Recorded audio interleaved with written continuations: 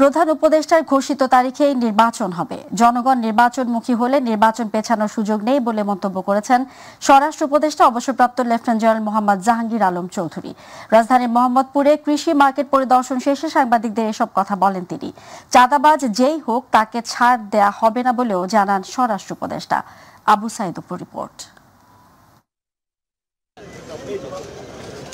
দেশব্যাপী নিষিদ্ধ পলিথিনের উৎপাদন, পরিবহন ও বিপণন রোধকল্পে নাগরিকদের সচেতনতা বাড়াতে মোহাম্মদপুর কৃষি মার্কেটে পরিদর্শনে যান স্বরাষ্ট্র উপদেষ্টা অবসরপ্রাপ্ত লেফটেন্যান্ট জেনারেল জাহাঙ্গীর আলম চৌধুরী। পরিদর্শন শেষে স্বরাষ্ট্র উপদেষ্টা কথা বলেন সাংবাদিকদের সাথে। জানান, প্রধান উপদেষ্টার ঘোষিত সময়সীমা অনুযায়ী ত্রয়োদশ জাতীয় সংসদ নির্বাচন অনুষ্ঠিত হবে। প্রধান উপদেষ্টা যেটা বলেছে ওর উপরে আমাদের কারো কোনো কথা নেই। স্যার যেই তারিখে বলছে ওই তারিখে নির্বাচন হবে, যেই মাসে বলছে ওই মাসে নির্বাচন হবে। কে কি বললো ওইটা শোনার আমাদের কোনো দরকার নেই। জনগণ যেসব নির্বাচনের মুখী হয়ে যাবে কেউ এটার বাধা দিতে পারবে। দেশে কোনো প্রকার চাঁদাবাজ থাকবে না মন্তব্য করে স্বরাষ্ট্র উপদেষ্টা বলেন, জনগণই দেশের শক্তি। এছাড়াও পাথরকাণ্ডের সাথে জড়িতদের কাউকে ছাড় দেওয়া হবে না বলে জানান স্বরাষ্ট্র উপদেষ্টা। কোনো চাঁদাবাজকেই বাংলাদেশে থাকতে দেওয়া হবে না, চাঁদাবাদীদের স্থায়ী বাংলাদেশে হবে না। এটা যে যত বড় চাঁদাবাজি হোক না কেন তারে আমরা আইনের আওতায় নিয়ে আসবো। কাউকে কোনো রকম চাঁদাবাজি ছাড় দেওয়া হবে না। আবু সাইদ, মাই টিভি, ঢাকা। যারা গণতন্ত্রের বিপক্ষে কথা বলে নির্বাচন বিলম্বিত করার কথা বলেন তারা গণতন্ত্রের পক্ষে শক্তি নয় বলে মন্তব্য করেন বিএনপির স্থায়ী কমিটির সদস্য সালাউদ্দিন আহমেদ। এদিকে স্থায়ী কমিটির আরেক সদস্য গয়েশ্বরচন্দ্র রায় বলেন, নির্বাচন নিয়ে অনিশ্চয়তার পাশাপাশি অদৃশ্য ষড়যন্ত্র চলছে। রাজধানীতে আলাদা অনুষ্ঠানে তারা এসব কথা বলেন। বিস্তারিত মিফতা গালিবের রিপোর্টে।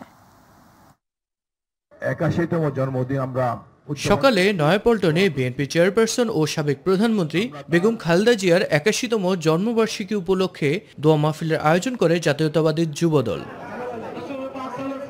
মাহফিলে প্রধান অতিথি হিসেবে উপস্থিত হয়ে বিএনপির স্থায়ী কমিটির সদস্য সালাউদ্দিন আহমেদ বলেন, বেগম জিয়ার নেতৃত্বে আলোচনার মাধ্যমে সুষ্ঠু নির্বাচনের জন্য জনগণ অপেক্ষমান। যারা এর বিরোধিতা করে তারা গণতন্ত্রের পক্ষে শক্তি নয়। আজকে যারা গণতন্ত্রের বিরুদ্ধে বিভিন্ন রকমের বক্তব্যের মধ্য দিয়ে নির্বাচনের বিষয়ে শঙ্কা প্রকাশ করছে তারা বাংলাদেশের মানুষের পক্ষের শক্তি নয়।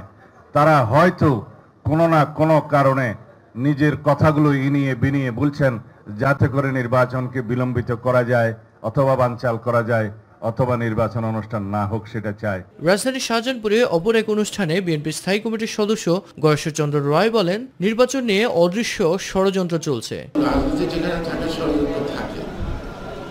সেই ষড়যন্ত্রের আশঙ্কা বলতেই বলছি যে ভোটের ফলাফল গণনার আগ পর্যন্ত আমরা নিশ্চিত না নির্বাচন। শুধু সরকারের সদিচ্ছা কিন্তু যথেষ্ট না, নির্বাচন কমিশনের প্রচেষ্টাই একটা নির্বাচন অনুষ্ঠিত করা যথেষ্ট।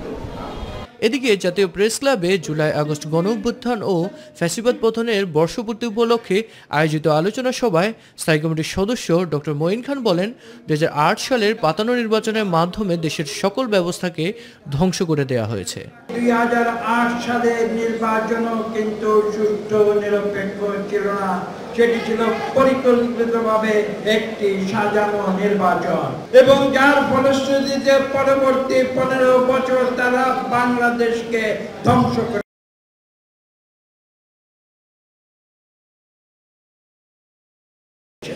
ভাবে তারা ধ্বংস করে দিয়েছে, অর্থনৈতিকভাবে তারা ধ্বংস করে দিয়েছে, সাংস্কৃতিকভাবে এবং তারা ধ্বংস করে দিয়েছে ধর্মের দিক থেকে। এই বাংলাদেশকে তারা সম্পূর্ণভাবে ধ্বংস করে দিয়েছিল। এই সময় একমাত্রিক দেশ গঠনে ষড়যন্ত্র হচ্ছে বলে মন্তব্য করেন দলের সিনিয়র যুগ্ম মহাসচিব রুহুল কবির রিজভী। আবার সেই একমাত্রিক একটি দেশ করার প্রচেষ্টা চলছে, গভীর ষড়যন্ত্র চলছে। মিফতা গালিব, মাই টিভি, ঢাকা। এনসিপির মুখ্য সমন্বয়ক নাসিরউদ্দিন পাটোয়ারি বলেছেন, বাংলাদেশে যে সংকট তৈরি হয়েছে তা নিরসনের একমাত্র উপায় গণপরিষদ নির্বাচন। বাংলাদেশে কখনো বহুদলীয় গণতন্ত্র ছিল না উল্লেখ করে তিনি বলেন, অভ্যুত্থানে যারা শহীদ হয়েছেন তাদের বিচারের জন্য গণপরিষদ গঠন করতে হবে। বিকেলে জুলাই সনদ ও গণপরিষদ নির্বাচন নিয়ে আলোচনা সভায় তিনি এসব কথা বলেন। শহীদ পরিবার বাদ দিয়ে ঘোষণাপত্র পাঠ করে জনগণের সঙ্গে গাদ্দারি করা হয়েছে বলেও মন্তব্য করেন নাসিরউদ্দিন পাটোয়ারি। আর দলটির দক্ষিণাঞ্চলের মুখ্য সংগঠক হাসনাত আব্দুল্লাহ বলেন, সবার আগে গণপরিষদ নির্বাচনের আয়োজন করতে হবে, বিলুপ্ত করতে হবে পুরনো বন্দোবস্ত।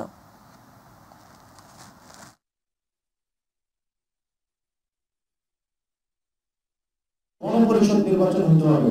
আর এনসিপি কোন আসন সমঝোতার রাজনীতি এ পর্যন্ত করেও নাই, কোনোদিন করবেও না। এই প্রপাগান্ডাগুলো এখন বর্তমানে নতুন যারা ব্রাহ্মণ হয়েছে, আওয়ামী লীগের জায়গাগুলো যারা এখন নতুন করে দখল করছে, ওইসব মিডিয়া এই প্রপাগান্ডাগুলো এখন চালাচ্ছে। বাংলাদেশে গণপরিষদ নির্বাচন হবে, নির্বাচনের মধ্য দিয়ে জুলাই সনদে যে এসেছে সংস্কার বিষয় এসেছে, এগুলোর সমাধান হবে এবং বাংলাদেশে কাম পার্লামেন্টটা হতে পারে, অথবা এই গণপরিষদও পার্লামেন্ট হিসেবে অ্যাক্ট করতে পারে, অথবা গণপরিষদ নির্বাচন হলো। এর মধ্য দিয়ে আমরা একটি নতুন সংবিধানের পথযাত্রায় যাচ্ছি, সাথে পার্লামেন্টও থাকলো। গণপরিষদ নির্বাচনের মধ্যে আইন তৈরি হলে সেটা পার্লামেন্ট অ্যাক্ট হিসেবে কাজ করবে।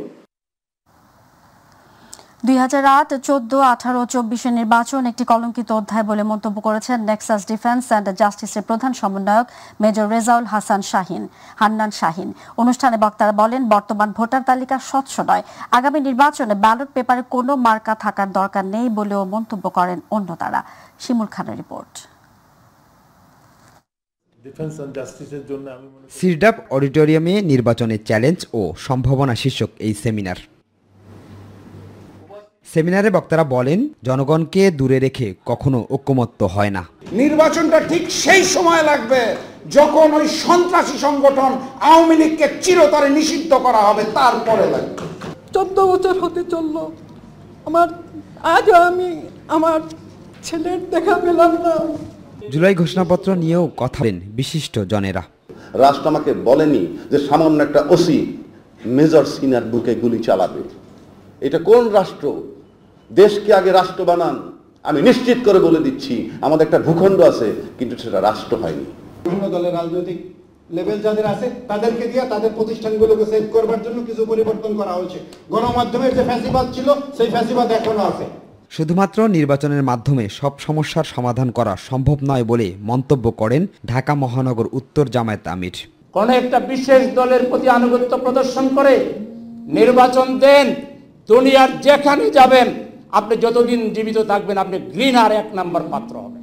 ফ্যাসিবাদকে চিরতরে দূর করতে হলে সতর্কতার সাথে পদক্ষেপ নেওয়ার পরামর্শ দেন কবি ফরহাদ মাজহার। এর আগেও জামাত ইসলামের প্রতি অন্যায় হয়েছে, যে ভিকটিম, আপনি যে আইনের অধীনে যেই তথাকথিত আন্তর্জাতিক আদালতের মধ্যে তাদেরকে বিচার করেছেন, আমাদের এই গণঅভ্যুত্থানের পরে প্রশ্ন তুলতে হবে ওই বিচারটা সঠিক হয়েছে কিনা। পৃথিবীর ইতিহাসে কোথাও নাই যে আপনি একবার রায় দেবার পরে আপনি আবার নতুন করে সেই রায়কে আপনি নস্যাৎ করার জন্য নতুন আইন করা, সেই আইনে আপনি ফাঁসি দেবেন, পৃথিবীর ইতিহাসে কোথাও না। তরুণ নেতৃত্বের মাধ্যমেই দেশ পুনর্গঠন সম্ভব বলেও মন্তব্য করেন সুধীজনেরা। শিমুল খান, মাই টিভি, ঢাকা। সেনাপ্রধান জেনারেল ওয়াকারুজ্জামান বলেছেন, বাংলাদেশে সবার অধিকার সমান, এদেশে ধর্ম বর্ণের কোনো ভেদাভেদ থাকবে না, সবাই সম্প্রীতি ও সৌহার্দ্য বজায় রেখে চলছে, ভবিষ্যতেও চলবে, যা পৃথিবীর ইতিহাসে এক উজ্জ্বল দৃষ্টান্ত।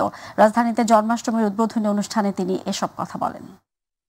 হিন্দু, মুসলমান, বৌদ্ধ, খ্রিস্টান, পাহাড়ি, বাঙালি, উপজাতি সবাই মিলে আমরা অত্যন্ত শান্তিতে সম্প্রীতির সাথে বসবাস করে যাচ্ছি। আজকের এই দিনে আমাদের অঙ্গীকার হবে সেই সম্প্রীতি, সেই সৌহার্দ্যপূর্ণ পরিবেশ আমরা সবসময় বজায় রাখবো এবং আমরা একসাথে এই দেশ সবার, এই দেশে আমরা শান্তিতে সুন্দরভাবে সবাই বসবাস করব। এখানে কোনো ভেদাভেদ থাকবে না, কোনো ধর্ম, জাতি, বর্ণ, গোত্রের মধ্যে কোনো ভেদাভেদ থাকবে না। এই দেশ সবার, এই দেশের সবাই আমরা এই দেশের নাগরিক, এই দেশের প্রতিটা অধিকার, আমাদের সবার সমান অধিকার এই দেশের উপরে আছে। রাজশাহী নগরীর কাদিরগঞ্জ এলাকার ডক্টর ইংলিশ নামে প্রতিষ্ঠানে অভিযান চাইলে 3 জনকে আটক করেছে সেনাবাহিনীর 40 ইস্ট বেঙ্গল। এ সময় অস্ত্র ও বিস্ফোরক তৈরির সরঞ্জাম উদ্ধার করা হয়। দুপুরে রাজশাহী সেনা ক্যাম্পে 40 ইস্ট বেঙ্গলের পাঠানো এক প্রেস বিজ্ঞপ্তিতে এ তথ্য জানানো হয়। এর আগে শুক্রবার রাত 1:30 থেকে অভিযান শুরু হয়। আটকরা হলেন ডক্টর ইংলিশ নামক কোচিং সেন্টারের মালিক ও ইংরেজি শিক্ষক মোন্তাসেবুল আলম অনিন্দ। তিনি রাজশাহীর সাবেক মেয়র আওয়ামী লীগ নেতা খায়রুজ্জামান লিটনের ভাতিজা। এছাড়া মোহাম্মদ রবিন এবং মোহাম্মদ ফয়সালের সাথে জড়িত ছিলেন। তাদের দুজনকে সন্দেহভাজন হিসেবে আটক করা হয়েছে। বিষয়টি নিয়ে সংশ্লিষ্ট গোয়েন্দা সংস্থাগুলো আরও তদন্ত শুরু করেছে এবং অভিযানের কার্যক্রম বর্তমানে চলছে। অবৈধ অস্ত্র, বিস্ফোরক কিংবা সন্ত্রাসী কার্যকলাপের বিরুদ্ধে ভবিষ্যতে সেনাবাহিনীর কঠোর ব্যবস্থা গ্রহণ অব্যাহত থাকবে বলেও জানানো হয়। 3 জনকে আটক করা হয়েছে। তো আটককৃতদেরকে বোয়ালি থানায় হস্তান্তর করা হয়েছে। আমরা এখানে যদি অস্ত্র পাওয়া গেছে, বিস্ফোরক পাওয়া গেছে, সে আইনে তাদের বিরুদ্ধে মামলা রুজু হবে। পাশাপাশি যাদেরকে আটক করছে এদের অনেকে কিন্তু আবার বৈষম্য বিরোধী আন্দোলনের সাথে আন্দোলনের ছাত্রদের বিপক্ষে তাদের অবস্থান ছিল, সেটা আমরা কিছু তথ্য পেয়েছি। তো সেই মামলাগুলোতে যেখানে তাদের সংশ্লিষ্টতা আছে সেখানেও তাদেরকে গ্রেপ্তার দেখানো হবে। দেশে গত 6 মাস ধরে বাড়ছে ইনফ্লুয়েঞ্জার প্রকোপ। শীত নয়, জুন জুলাইয়ে গ্রীষ্ম বর্ষার এই সংক্রমণ বাড়ে কয়েক গুণ। এতে বয়স্করাই বেশি মারা যাচ্ছেন জানিয়ে সুরক্ষা নিশ্চিতে ঝুঁকিপূর্ণ মানুষদের প্রতি বছর মার্চ মাসের আগেই টিকা নেওয়ার পরামর্শ বিশেষজ্ঞদের। ফ্লু রোধের পাশাপাশি সরকারকেও কার্যকরী পদক্ষেপ নিতে হবে বলেও মনে করেন তারা। আরও জানাচ্ছেন জাহিদ আহমেদ বাবু। কেবল মৌসুমিতেই নয়, সারা দেশেই এখন দেখা দিয়েছে ছোঁয়াচে জ্বরের প্রকোপ। ভাইরাল এই জ্বরে ভুগছে রাজধানীবাসীও। এই ভাইরাস এমনই, যে কোনো পরিবারে একজনের জ্বর হলে তা ছড়িয়ে পড়ছে অন্যদের শরীরেও। শিশু থেকে বয়স্ক সবাই আক্রান্ত হচ্ছেন ইনফ্লুয়েঞ্জায়। নগরীর সরকারি বেসরকারি হাসপাতালে জ্বরে আক্রান্ত থাকা রোগীর স্বজনরা বলছেন, সময়মতো ফ্লুর টিকা সরবরাহ করা হলে রক্ষা পাওয়া যেত সংক্রমণ থেকে। টেস্টের জন্য ব্লাড নিয়ে গেছে 4 বার, ইউরিন টেস্ট করাইছে, ওগুলো নর্মাল আছে, এখনো কোনো রিপোর্ট দেয়নি। জ্বর 104, নিচে নামলে 102।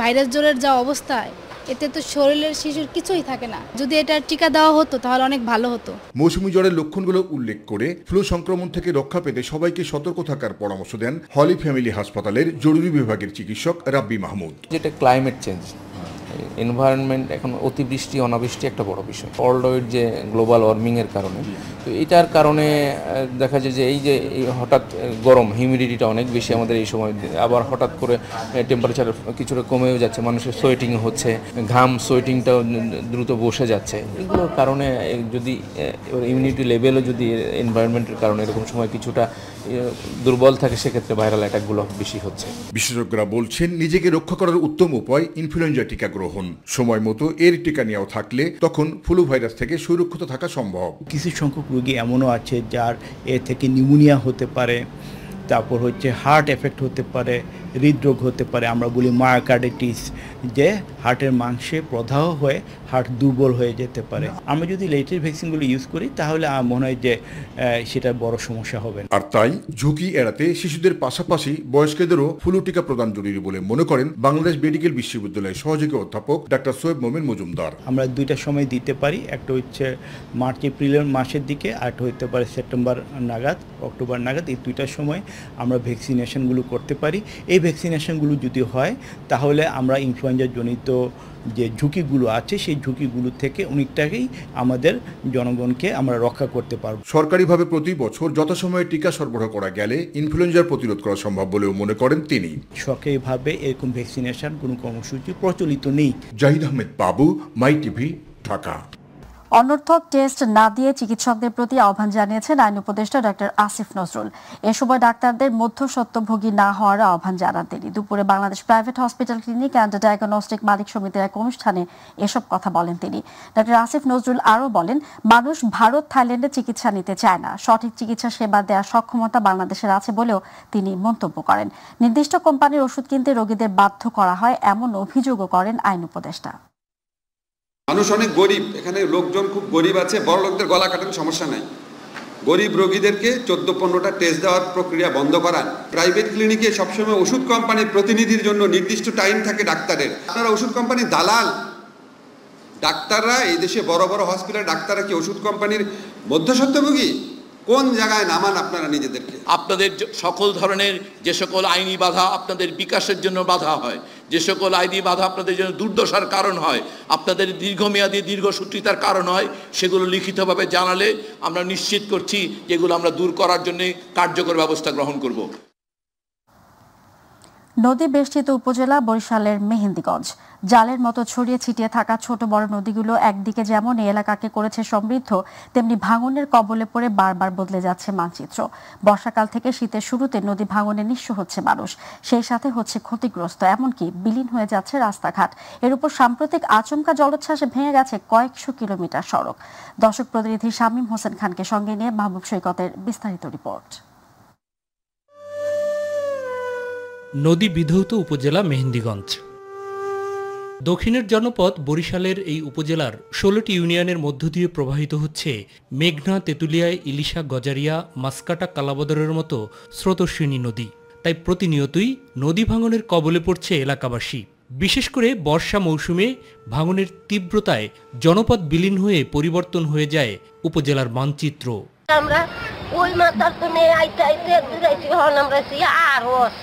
সম্প্রতি অতিরিক্ত জলোচ্ছ্বাসে ভেঙে গেছে গোটা উপজেলার কয়েকশো কিলোমিটার মূল সড়ক।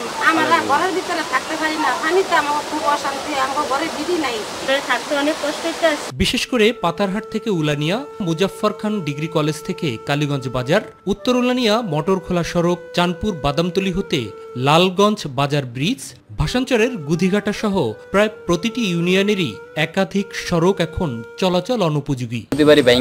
হালকা পাতলা একটু মেরামত হয়, ওই দিয়ে কোন রকম সময় একটু হুন্ডা চলাচল করে, মানুষের চলাচল করার মতো কোনো সম্ভব নাই। উপরে পানি ঘোরানোর কারণে মনে করেন সম্পূর্ণ রাস্তা মিলিত হয়ে গেছে, ভাঙিয়ে গেছে। অন্যদিকে নদ নদীর পাশাপাশি খাল বিলে ভরা এই উপজেলার বিভিন্ন স্থানে ব্রিজ কালভার্টেরও বেহাল দশা। বেরিবাদ দরকার, দ্বিতীয়ত কালভার্ট, রাস্তাগুলো একটু উঁচু করা দরকার এবং পানি নেমে যাওয়ার জন্য সেখানে বিভিন্ন জায়গায় কালভার্টেরও প্রয়োজন আছে। অচিরেই কিছু স্থানের কাজ শুরু করার কথা জানিয়েছেন উপজেলার নির্বাহী কর্মকর্তা। এটার জন্য যথাযথ ব্যবস্থা গ্রহণ করা হবে। এছাড়াও আমাদের উলানিয়া থেকে পাতারহাট পর্যন্ত যে রাস্তাটি আছে 10 কিলো, এটা আমাদের পাশ হয়েছে, কাজ শুরু হবে দ্রুতই। চাঁদপুরের 2টি রাস্তার কাজ শুরু হবে। শুধু আশ্বাসী নয়, দীর্ঘদিনের বঞ্চিত জনপদ মেহেন্দিগঞ্জবাসী এবার দেখতে চান দৃশ্যমান পদক্ষেপ। বলে কিন্তু আসলে কাজ করে না। মাহবুব সৈকত, মাই টিভি, মেহেন্দিগঞ্জ। ভরা মৌসুমে ইলিশের দাম আকাশচুম্বী। নিম্নবিত্ত তো দূরের কথা, মধ্যবিত্তের পাতেও ইলিশ এখন যেন স্বপ্ন। ব্যবসায়ীরা দামকে অস্বাভাবিক না বলে বরং অজুহাত দেখাচ্ছেন সরবরাহ ঘাটতির, কিন্তু ভোক্তারা দায়ী করছেন সিন্ডিকেটকে। এদিকে মৎস্য বিশেষজ্ঞ শুধু সরবরাহের ঘাটতিকে ইলিশের অস্বাভাবিক দামের অন্যতম কারণ বলে মনে করছেন না। তাহলে কেন এমন অস্বাভাবিক দাম ইলিশের, সে কথাই জানাচ্ছেন এস.এম. আরিফ। ইলিশ বাংলাদেশে উৎপাদিত মাছের মধ্যে সবচেয়ে সুস্বাদু আমিষ। উপযোগী আবহাওয়া ও ভৌগোলিক অবস্থানের কারণে বিশ্বের মোট ইলিশ উৎপাদনের 86% হয় বাংলাদেশে। উচ্চ মূল্যের কারণে সেই ইলিশ এখন স্বল্প আয়, এমনকি মধ্যবিত্তেরও নাগালের বাইরে। এই মাছটা আমার কাছে চাচ্ছে যে 1200 টাকা কেজি। কোনো প্রোডাকশন কস্ট নাই, শুধুমাত্র ধরার জন্য যদি এত টাকা হয়, আসলে এই মাছ আমাদের জন্য না। ভরা মৌসুমেও রাজধানীর বাজারগুলোতে ইলিশের দাম আকাশচুম্বী। 600 গ্রাম থেকে 1 কেজি ওজনের ইলিশ বিক্রি হচ্ছে 1200 থেকে 2400 টাকায়। এই সময়ে যেরকম দাম থাকার কথা, ওই রকম দাম না, অনেক বেশি। মাছ যদি কম থাকে তাহলে দাম যায় বাইরে। প্রাকৃতিক দুর্যোগ, নদী দূষণ আর নাব্যতা সংকটে ইলিশের উৎপাদন কমছে বলে জানান শেরেবাংলা কৃষি বিশ্ববিদ্যালয়ের ফিশারিজ, অ্যাকোয়াকালচার এবং মেরিন সায়েন্স অনুষদের অধ্যাপক ডক্টর এম শাহাবুদ্দিন। তবে অপ্রত্যাশিত দামের বিষয়ে কেবল উৎপাদন কমাকে একমাত্র কারণ হিসেবে মনে করেন না তিনি। আমি যখন মেঘনার পাড়ে গিয়ে ইলিশ যারা ধরে তাদের সাথে কথা বললাম এবং আমি বোট থেকে বা নৌকা থেকে ইলিশ কিনতে চাইলাম, ইলিশ কিন্তু কেনা যায় না সেখান থেকে। কারণ ওই নৌকাটা তার নয়, ওই জালটা তার নয়, সে শুধু টাকার বিনিময়ে